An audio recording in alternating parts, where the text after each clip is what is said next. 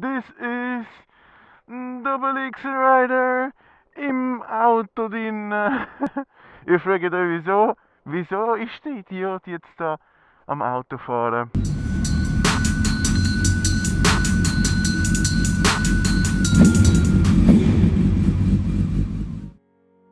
Guten Morgen, meine lieben Zuschauer. Das ist DoubleX Rider im Auto, am Autovloggen. Vielleicht habt ihr euch gefragt, wo ist DoubleX Rider? Seit schon letzte Woche hat er noch nicht hochgeladen und er hat gesagt, er will mehrere Videos hochladen. Momentan bin ich komplett ausgebucht und brauche halt auch ein bisschen Zeit für meine Arbeit und das ist nicht so leicht manchmal.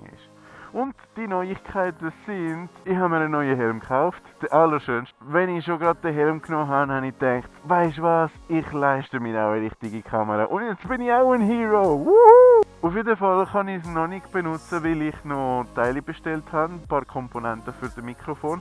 Endlich mal ein richtiges Mikrofon mit der Hoffnung, dass ich keine Probleme habe mit dem Scheiß.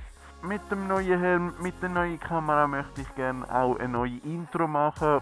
Ich werde immer noch DoubleX Rider sein, einfach halt gescheiter gemacht. Also, das hoffe ich auch. Keine Angst, wenn ich noch nichts durchlade. Ich glaube, ich habe noch genug Material für nochmals ein Video. Es wird sehr wahrscheinlich ein ICU-Video sein. Mit dem Helm und mit der Kameraeinstellung. Bis dann werde ich hoffentlich auch ein neues Intro haben. Und mit dem neuen Intro würde ich auch den neuen Helm benutzen, mit der neuen Kamera.